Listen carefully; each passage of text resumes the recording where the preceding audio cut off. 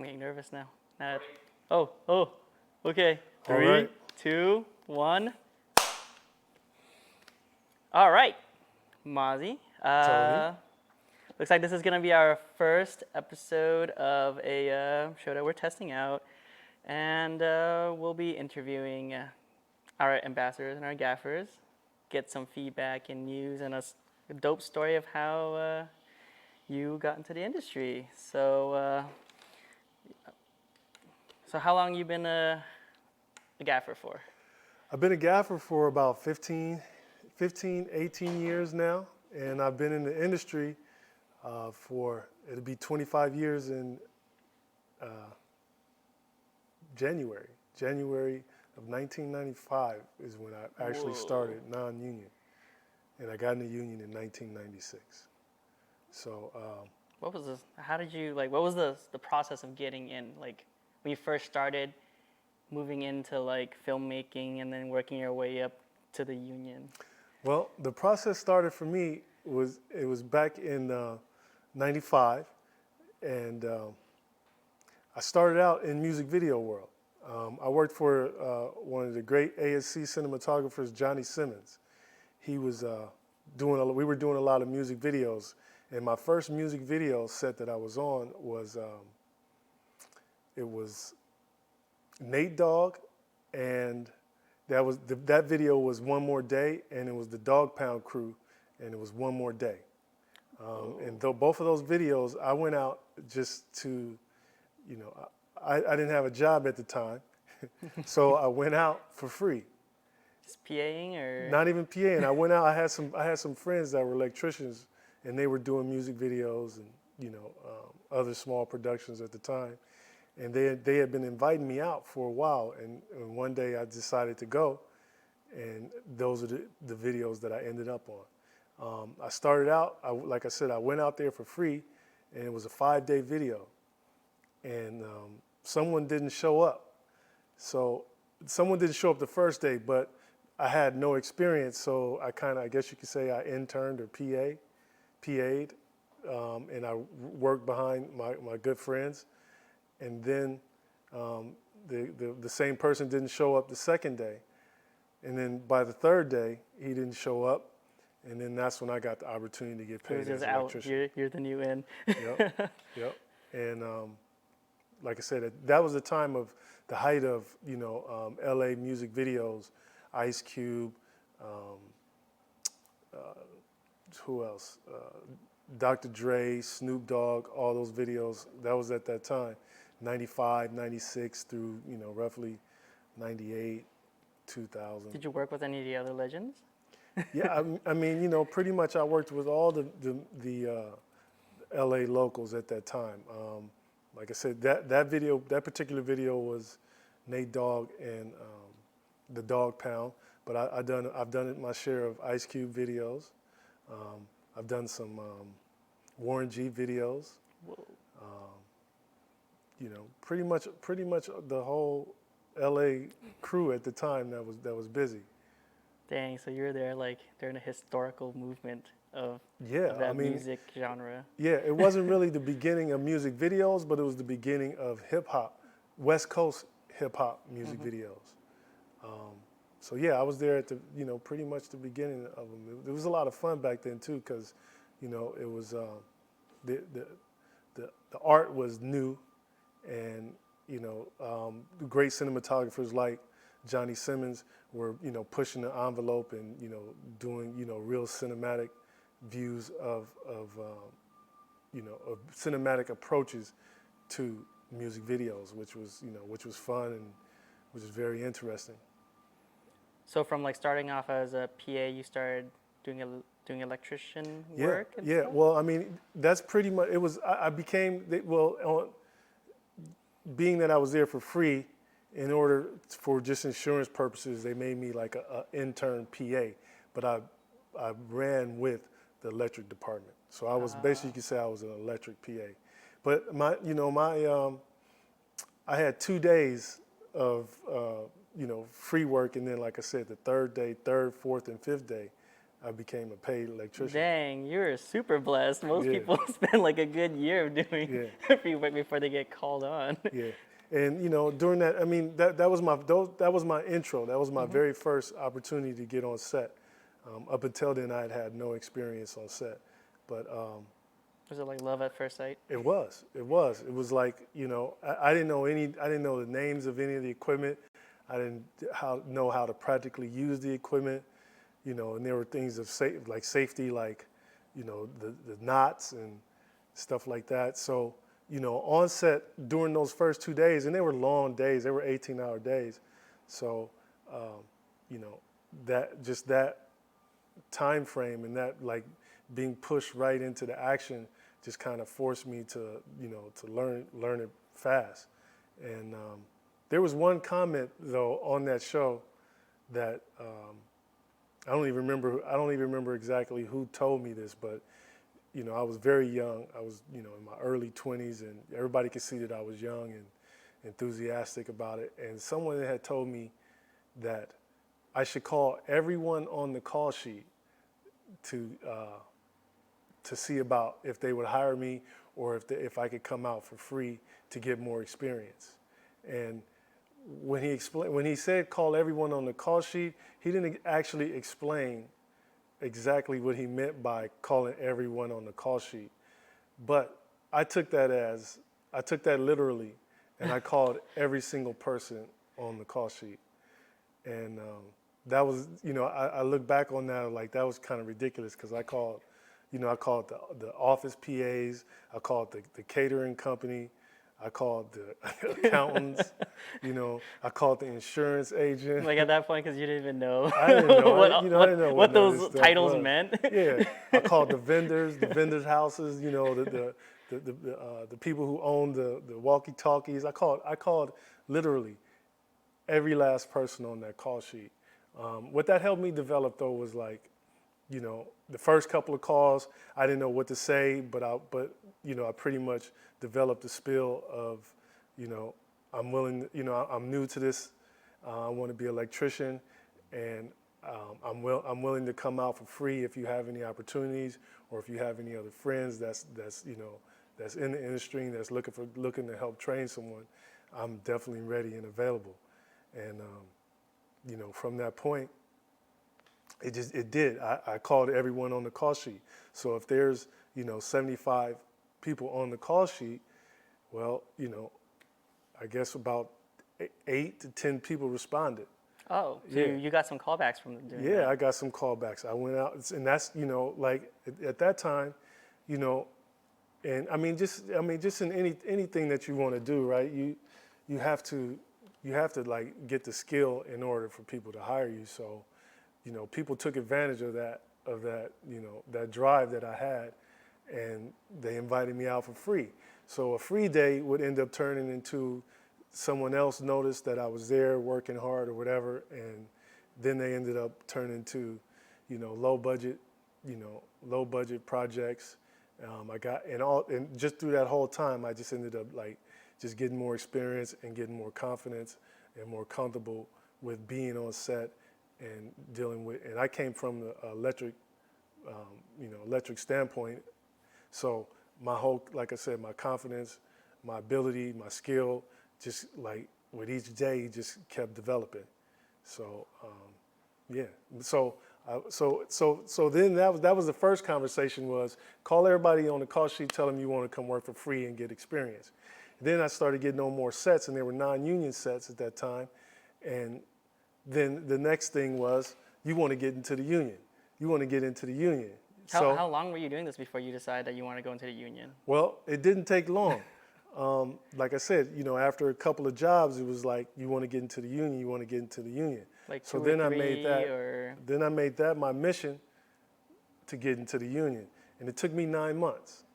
oh, Yeah. So, but like I said, I mean, if at that point I was very young. I was 22, 23 years old, and and very impressionable. So if somebody would have probably said, you want to be a director, then I probably would have pursued being a director. Or, I mean, just, I'm just saying that to say, like, I was young and impressionable, so I could have probably, I could have pursued anything that anybody had told me at that time. Because in the you're industry. fresh too, so you're just dabbling before you Yeah, really fit into yeah. what you wanted to But do. being Right? that, I mean, I liked the lights. I liked the, I just liked the style of the electrical work. So I did gravitate to that. And like I said, it took me 9 months to get into the union. What was the process of getting to the union? Like hours or being on set or? Well, the process was, the process was tricky because, there's a 30-day permit situation that you have to get involved with, and you have to get 30 union days within a year in order to qualify to get into local. What does it 720. mean to get 30 days, 30 union days? Like, are you working on a union set? You would have to work. It's a real catch-22. Like you have to get on a union production, or you have to get on a production that turns union. And then there were certain times of the year when it's really busy, and they were allowing permits to come in. So You just have to know someone to get on a union set. Yes. Pretty much. And Like you can't just show up and like, hey, Nah, I'm you here for can't. free. Nah, they had that. They did have that process. A handful of my mentors got in that way in roughly 1972, 74, around that time. There was affirmative action, and a lot of inner city young men at that time got in because the studios were going out and picking people up like pretty much off the streets, not directly off the streets, but somewhat off the streets, and taking them to the studios and then giving and letting them in and teaching them the trade and getting their 30 days. Some made it, some didn't. I worked for a few of the guys that got in that way. I just went on a bike ride actually last weekend with one of my mentors, Julius Matoyer. He retired now. He got in that way through affirmative action. Another mentor of mine, Eli Harris, he got in through that way. But today, you can't really do that It's anymore, not right? no, you can't. It's not going to happen like that. It's basically through knowing someone, being persistent at once you find out about a production, and being persistent, and you need to contact the union halls in whichever field. It could be props, grips, set dressing, camera department. But it takes a lot of persistence. It's a lot of people that's going to tell you no, but if you're driven, you can make it happen. It sounds like it's also like right place, right time too, because you kind of probably have to work on an indie set where there might be a union person there, Yes. and you leave a good impression, right? Yes, the independent non-union sets are your training grounds most of the time. That's like I said, for me it was, I'm going out to these projects and doing them for free. So, and my attitude at least was, they can't fuss at me too much because I'm out here volunteering my free time Right. to learn how to do this. So, I just kind of went at like not really having fear of making a mistake because, the pressure wasn't on me, Yeah. And if I'm out there and the people that I'm working for don't take the time to give me any training, well, it's just as much their responsibility if something went wrong. It's true. So It's true. So I kind of just carried that attitude, and In early phases, it was probably like a lot of asking questions yeah. for every single little thing until. Oh man, it was. I mean, you can believe how many questions I asked. Like on that first job, the set was, we were on the second floor, and the trucks were down on the first floor. 400. We were at the Herald Examiner building, which I believe is knocked down. That's not even there anymore.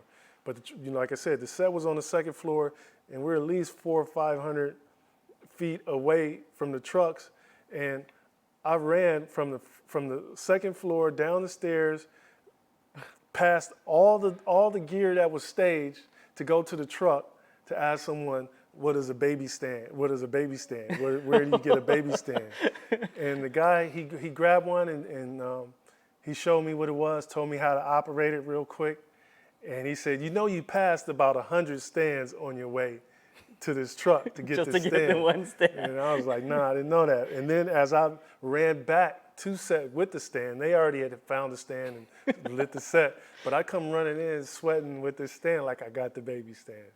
And the guy was like, what took you so long? I was like, I know what a baby stand was, you know? So, you know, I had a lot of fun at the beginning. It probably didn't help, like, some of the equipment have some really weird Oh nicknames. my God. Like, yeah, especially, you know, like not coming from this world, you know, that's where film students have that advantage. They, you know, they have the opportunity to, you know, get to know some of the terminology and, you know, even, you know, use a lot of the equipment on much lower scales, but they, you know, I could say that I have a lot of fun dealing with film students now. It's like, Oh, yeah? yeah. Oh, do you have any cool stories? Well, I was in Savannah last fall, 2019, from October to March, and there's a really prestigious art academy there. It's called SCAD, and I was fortunate enough to get 2 SCAD students on my set, and you know, one was a graduate and one was still in school, and so to have that, they were very young as well, and they had some experience, but you know, not on the scale that we were working on. We were doing an NBC television show. To go from you know, student full projects on, to yeah, like exactly. It was like, you know, I had a 6 to 8 man rigging crew, and I had a 7 man first unit set crew. So for them to come in and, you know, I had, you know, tons of equipment, but for them to come in and they were, like I said, they were familiar with, you know, how to manipulate some of this stuff, but, you know, being in that set environment, and it was, you know, it was a full-on NBC episodic television show. So to have to come in saying I know how to do this, and then to have that pressure of, well, prove it. do it, because you know, you're here getting paid to do it now. Yeah.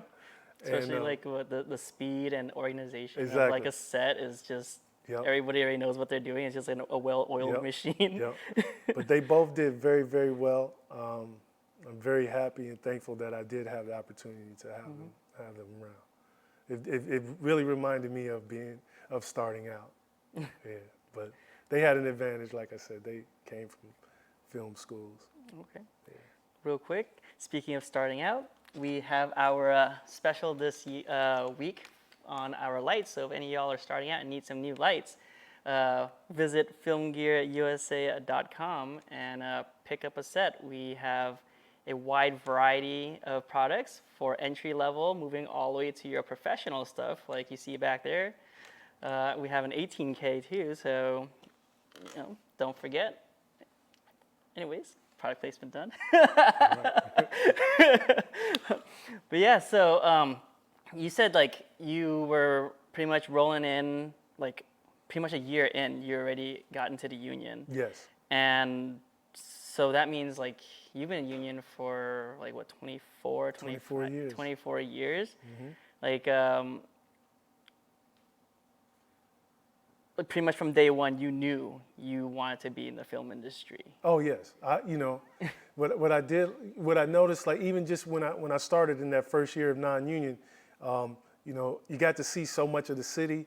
You went to, you know, all over the place. You know, you go from the beach, you go to the mountains, you go to, you know, wealthy neighborhoods, Beverly Hills, you know, and you get to see how other people live. You're in their houses and stuff like that. So it was just really inspiring and adventurous at the same time. You know, sometimes you're out in the middle of the desert and, you know, at night, or, you know, or out at the beach at night. You know, just all the different places of LA.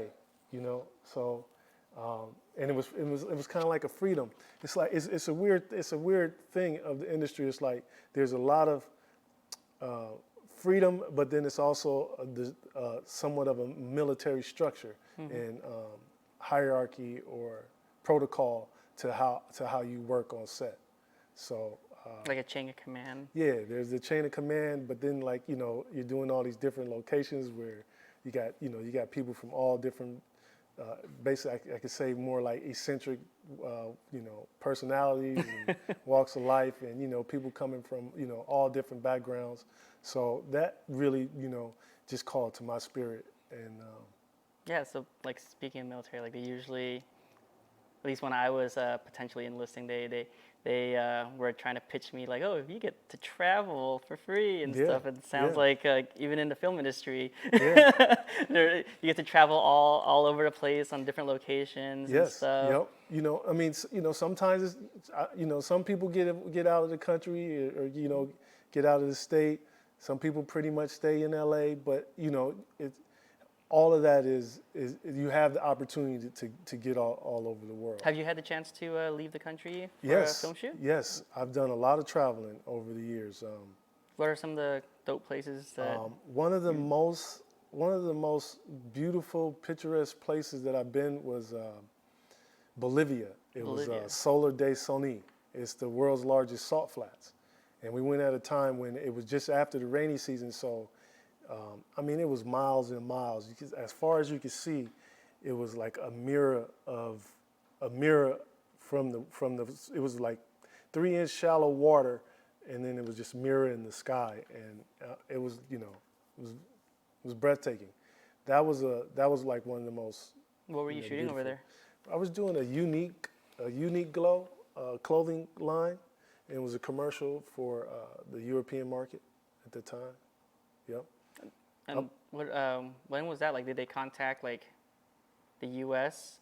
to send out a team over there, or? Yes. Well, what it was another really good friend of mine, cinematographer Malik Saeed.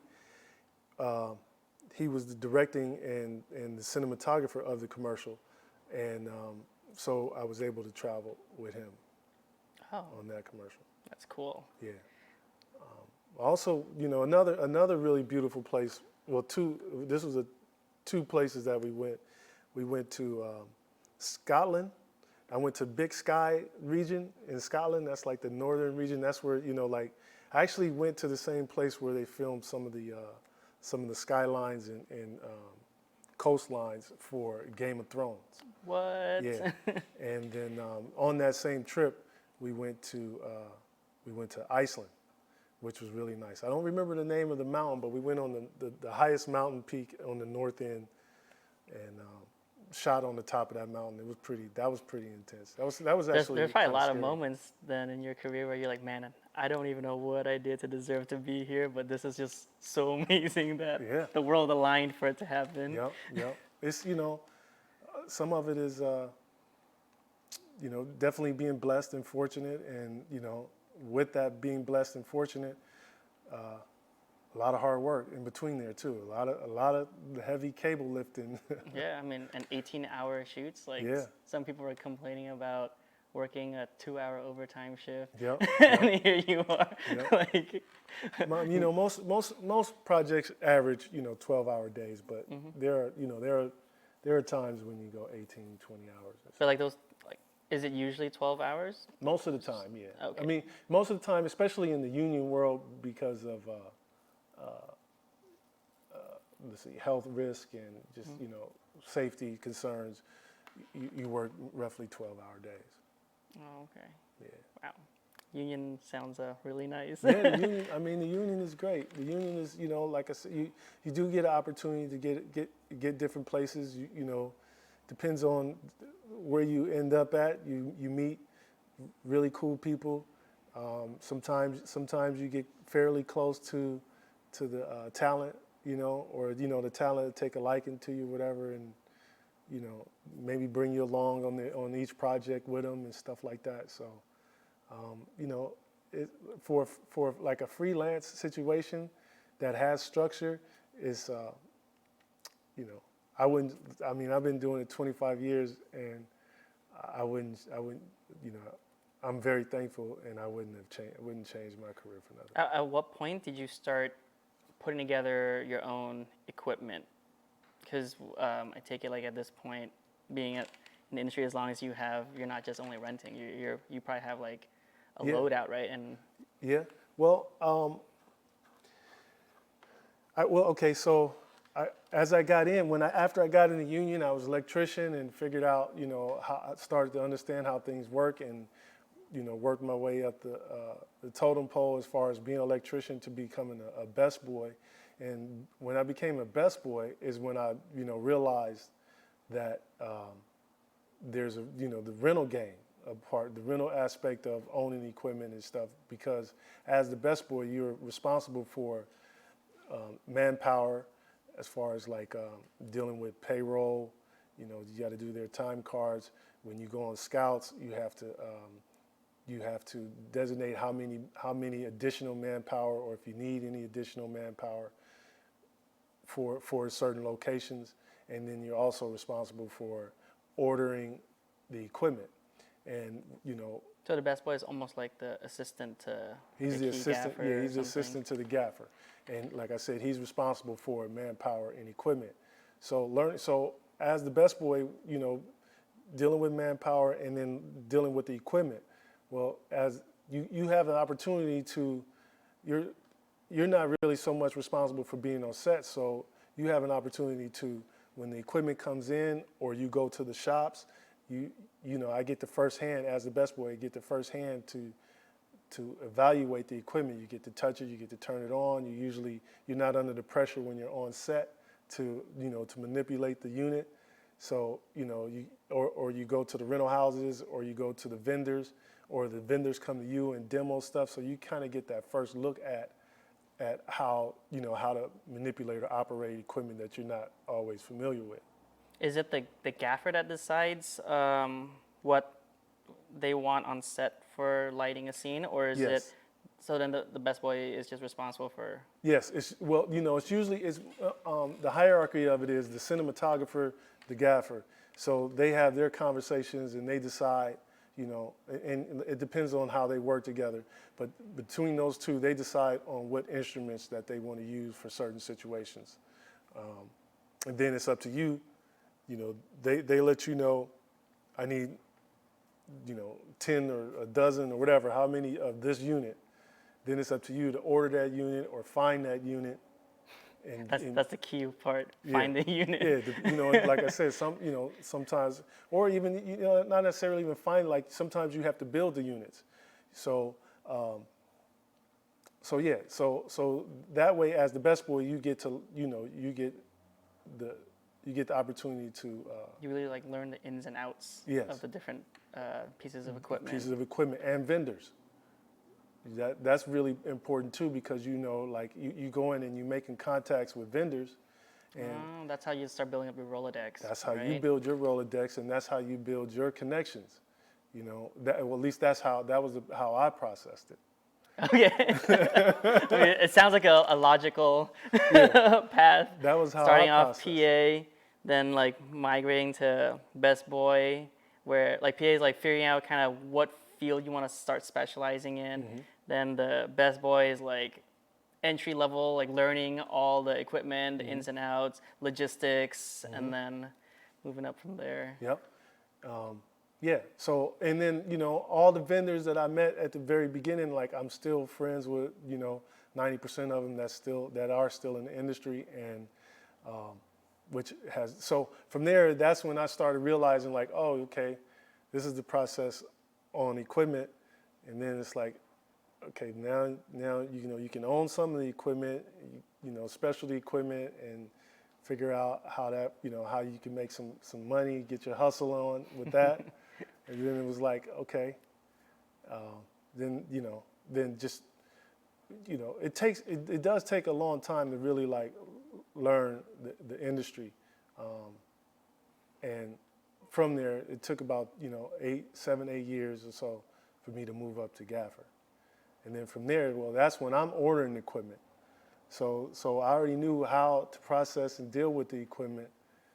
And now, now as the gaffer, I became, the head of the department. So now I'm choosing the equipment. And then at that point, you realize that. So is it when you became a gaffer is when you started figuring out like these are things you use often enough, so you started Yeah. purchasing them? Yes, like you kind of it's like having a tool pouch. It could be a 40-foot truck, or it could be a 10-ton, or it could be a van, and that's your tool pouch. The stuff that you use most common, the stuff that you're more frequent with, that you're real familiar, that you can get certain looks from, or create certain styles. And when I started, we used gels. Now we don't use gels as much. We use RGB lights, which creates the colors. So like at that point, then you just start manipulating what your tools are, and then from there you just kind of build your toolbox. Just based on how often you have to rent it out, and you're like, oh well, Yep. might as well own it so that I can rent Exactly. it out. Yep. And I've had my company now, Mitchell Lighting Company, for about 7 years, and I started with 2 carts, and now I have a 10-ton truck that's in Atlanta, and I have a 30-foot trailer here in LA. Oof. Yeah. Nice. Yeah. You start off with like carts, but like at that point, were you just picking up new stuff, or did you get used, or I don't know, like what was your foot in to transition from rentals into purchasing? Well, my first major purchase was a Kino cart. It was Kino cart. flows with the Kino cart. And that was my first purchase, and it just kind of built from there. Why did you go with the Kinos Because at that time? that was like the most Like commonly the used flavor of the year. It was the most commonly used thing that didn't. And the Kinos are efficient. You didn't they were tubes. They were not very expensive to replace. Even the parts of the Kino housing, you learn how to fix those and replace that stuff on your own. Find cheaper ways to keep them working. And they were like they're like a workhorse. They are still a workhorse. A lot of people still keep Kinos as like their like go-to backup unit to throw to put here or put there. So yeah, I started out with a Kino cart first, and then it just kind of build from there. At what point are you rolling in with HMIs and stuff? Well, I purchased my HMIs about 4 years ago. Oh, we got the exhaust fan on. Uh-oh. We have no way of killing those too. No? No. It's automatic? Yeah.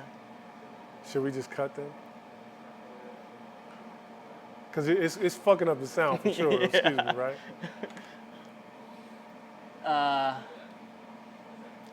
Just keep rolling. Keep going? Okay. Or should we So, move okay, so like I said, it was Kino flows, that became the workhorse, and you asked me like when did I get involved with HMIs? Well, on 90% of the projects that I do have a set of HMIs. And I went to Istanbul. I want to say it was like, I can't remember right now. It was between 2006 or 2009 when I went to do a Kevin Durant EA Sports commercial. And we went because it was the FIBA games. So Kevin Durant wasn't here in the States. He was in Istanbul playing and working out. So we went and shot the commercial, and then that's my first introduction to Filmgear HMIs. There was a production company, Uncle Taz, I believe, is the name of the lighting company there in Istanbul, and they had all Filmgear HMIs. And being that I was here in the States, I wasn't familiar with Filmgear equipment. I was really familiar with LTM, Mole, and there was a few Desistes, but that was more of an East Coast and European thing. But it was mainly Mole and LTM, and also Sunray. Sunray was and Silver Bullet. Those were in Cinemills. Those are the units that I was like really, really, really familiar with. But then, like I said, I went to Istanbul and I got to see and I got to use. I used a lot of lights. I lit a basketball arena 360 with HMIs coming out of almost every big HMIs, 12Ks and 18Ks. How many coming out of, HMIs do you recall? I mean, I want to say it was at least 15 to 20 large units, Whoa. 18Ks, 12K pars and such. And, you know, it's one of those weird things. It's like if it's not something that you're like familiar with and you see it, like I don't know about that. But, you know, they turned them on, the generator went on, they turned the lights on. We worked 12, 14-hour days. All of them worked. They were really efficient. And, you know, this company, they took really, really, really good care of the units. So they looked really clean. They looked really nice. They were in great shape. So at that point, I was like, I want some of those. I like those. And, you know, then at that point, that's when I started pursuing how to figure out how to start owning Filmgear HMIs. That's when you got in contact with Joanna? Yeah. Yep.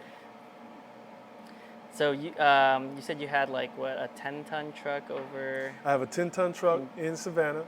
I have a full Filmgear tungsten package out there with that, and I'm working on getting an HMI package in Filmgear HMI package in Atlanta now. So what?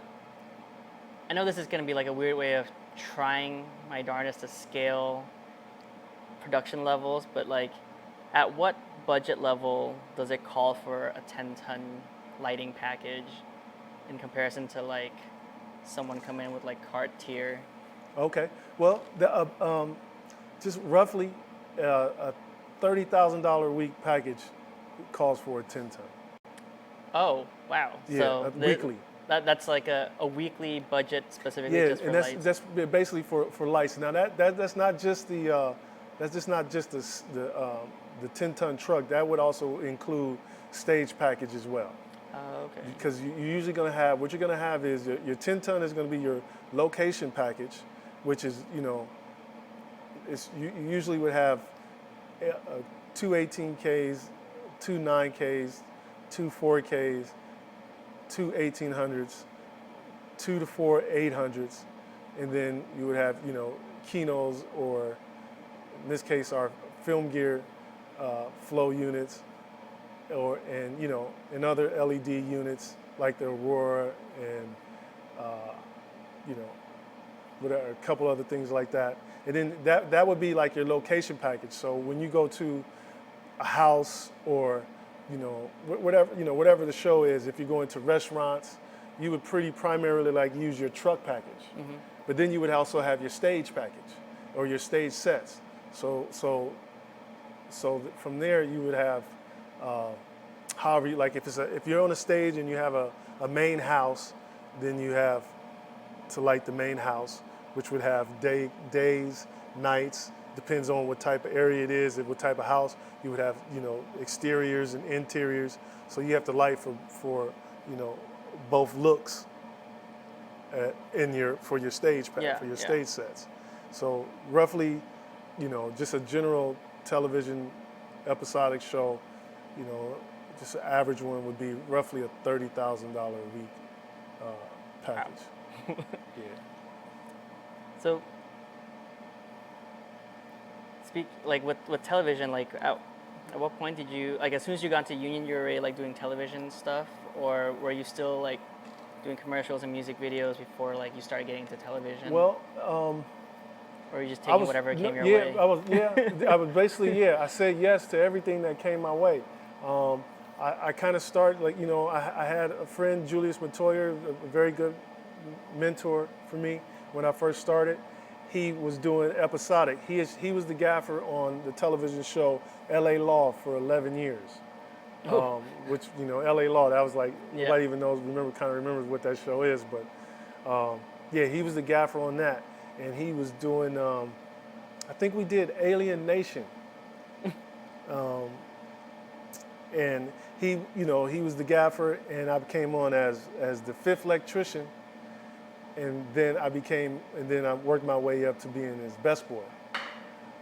What's the difference between an electrician and like a best boy and a gaffer? Well, okay, so the gaffer is the head of the department.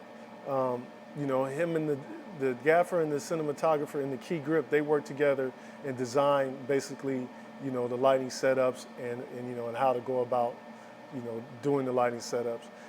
The best boy is responsible for manpower and equipment, and then the set lighting technicians, electricians, they facilitate everything that the gaffer needs to have done on the set. Oh, okay. Okay. Same thing, and it goes the same way for the grip department as well. You have the cinematographer, the gaffer, and the key grip. They collaborate on how and what what they're going to stylize the set light. The key grip, he's responsible for setting up backings. He's responsible for putting up different type of. They shape the light, so they use their instruments like different flags, different color flags. They use black flags. They use nets, double nets, single nets, and silks and solids. All these different kind of light cutting instruments. And the key grip is also responsible for the dolly, positioning dolly, moving the dolly, positioning the dolly, cranes, those So type there's of things. like a fine line on the two sides of the spectrum. Like one is more focused on like hardware, and one is more focused on electrical.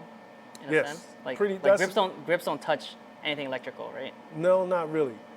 Here in the States, that is. Yeah, in the States. In Europe and Asia and stuff like that, it's kind of like they all kind of work together. Except for like I know in Europe, like they call them sparks. They They have handle different nicknames for all yeah, the roles. they handle lighting, so they handle the lights, the electricity for the lights, and they also handle the grip stands, C stands, and flags and stuff like that.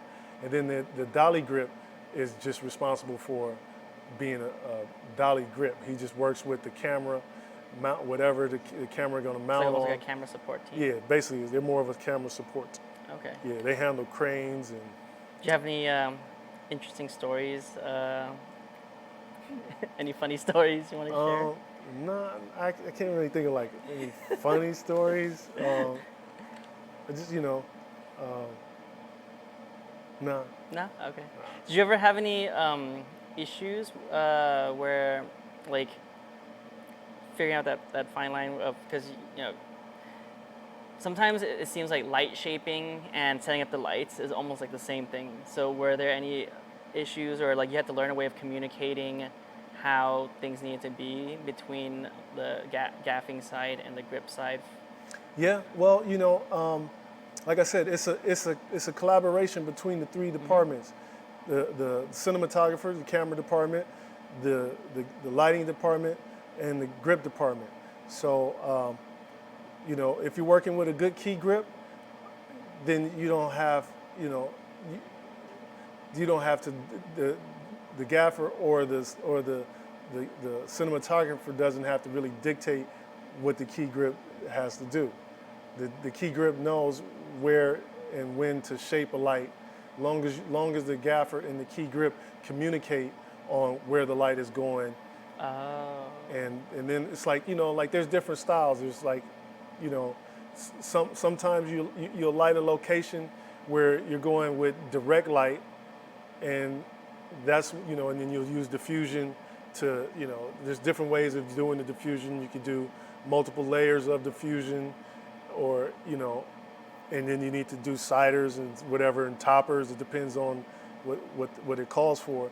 And then there's other times where you're bouncing the light.